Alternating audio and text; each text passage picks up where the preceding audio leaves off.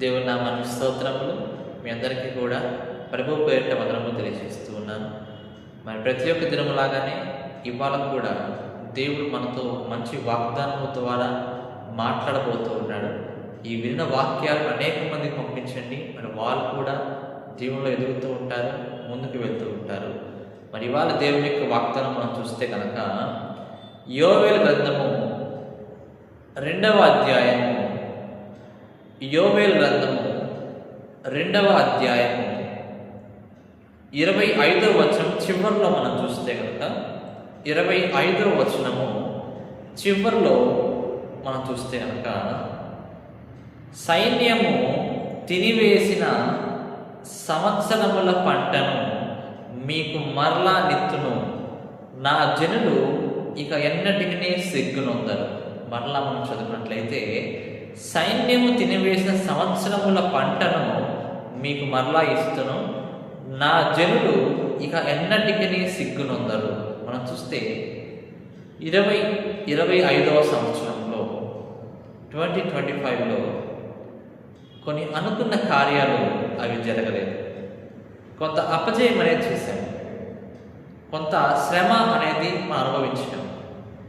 దేవుడు అంటూ ఉన్నాడు, కాలాలు ఎప్పుడు కూడా ఒకేలా ఉండదంటూ ఉన్నాడు కదండి.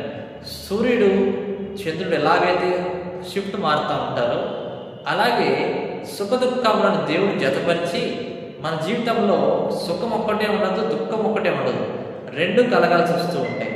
కొన్ని దినములు మన వ్యాపారం మంచిగా జరుగుతూ ఉండవచ్చు, కొన్ని దినములు నష్టాలు రావచ్చు, కొన్ని దినములు మనకు అన్ని కలిసి రావచ్చు, మంచిగా పోషణ ఉండవచ్చు మన కుటుంబాల్లో, కొన్ని దినాలు అది లేకుండా ఉండవచ్చు. కాబట్టి దేవుడు ఏమంటున్నాడంటే 25వ సంవత్సరంలో నీకు ఏవైతే కనుక ఆగిపోయినాయో ఆశీర్వాదాలు, నువ్వు అనుకున్న కార్యాలు ఏవైతే ఆగిపోయినాయో అవి దేవుడు మరలా ఈ సంవత్సరంలో ఇవ్వబోతూ ఉన్నాడు.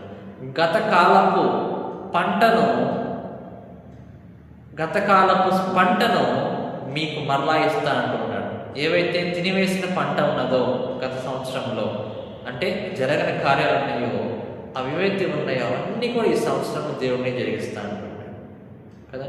దావీదు మహారాజు ఒకానొక సమయంలో మరి అందరూ కూడా దావీదు మహారాజుని తిడుతూ ఉన్నారు. ఎందుకు? శత్రు రాజు వచ్చేసేసి అతని యొక్క దేశంలో, అతని యొక్క ప్రాంతంలో ఉండేటువంటి ప్రతి ఒక్కరిని ఎత్తుకెళ్ళిపోయాడు.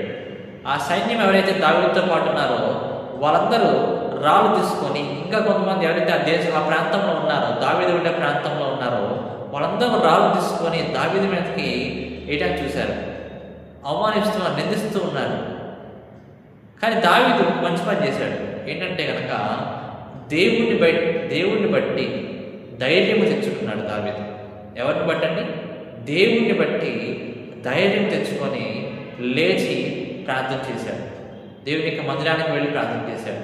ఆ తర్వాత ఏ సైన్యం అయితే కనుక మరి శత్రురాజు తీసుకువెళ్ళాడో అందరినీ, ప్రతి ఒక్కరిని కూడా మరలా దావీదు తన ప్రాంతానికి వారిని తెచ్చుకున్నాడు.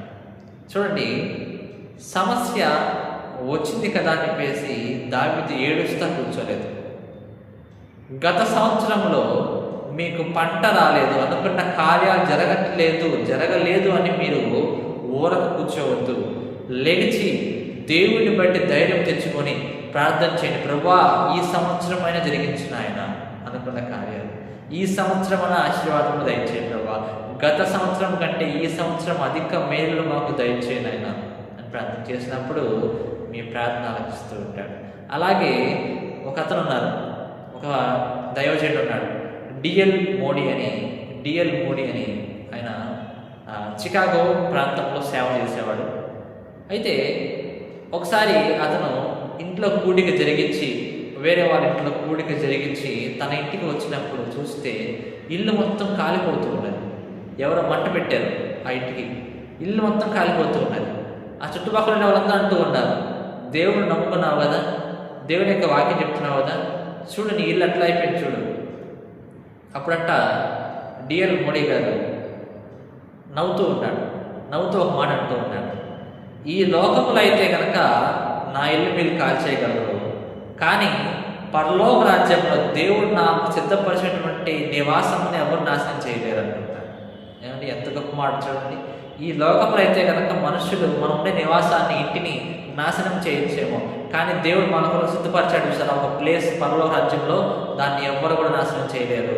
కాబట్టి ఈ లోకపు ఇంటి కంటే కూడా నేను పరలోకపు ఇంటికి, పరలోక ప్రాంతానికి నేను ఎక్కువగా సంతోషిస్తూ ఉన్నాను అని చెప్పేసి డిఎల్ మోడీ గారంట సంతోషంగా సమాధానం చెప్పాడు. నిజంగా సాతానుడు శ్రమలు పెట్టినప్పుడు నువ్వు సంతోషంగా ఎదుర్కొన్నావు, సంతోషంగా ఉన్నావు అనుకో, సాతానుకి ఏంటి ఇన్ని సమస్యలు పెట్టినా ఇతను ఎంత సంతోషంగా ఉన్నాడు అనుకుంటాడు.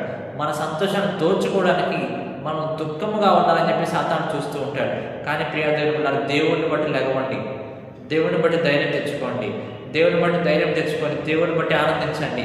ఆనందించి మీ యొక్క ఆనందమే సగం సమస్యను వెళ్ళగొట్టేసింది. రెండవది మీ ప్రార్థనే మొత్తం సమస్యను వెళ్ళగొట్టేసింది. కాబట్టి ప్రియా దేవుడు ఉంటారా, సమస్యల గురించి, ఇబ్బందుల గురించి చింతపడకుండా లేచి ఈ సంవత్సరమైన ప్రభా అధిక మేలుతో నింపమని దేవుని ప్రార్థన చేయండి. అప్పుడు ఏవైతే కనుక గత సంవత్సరంలో రాని పంట ఏదైతే ఉన్నదో అది ఈ సంవత్సరం దేవుడు మీకు ఇస్తారని చెప్పి దేవుడు వాగ్దానం చేస్తున్నాడు.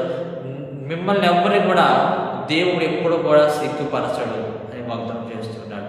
దేవుడి వాగ్దానంలో దీవించి ఆశీర్వదించుగాక. ఆమేన్.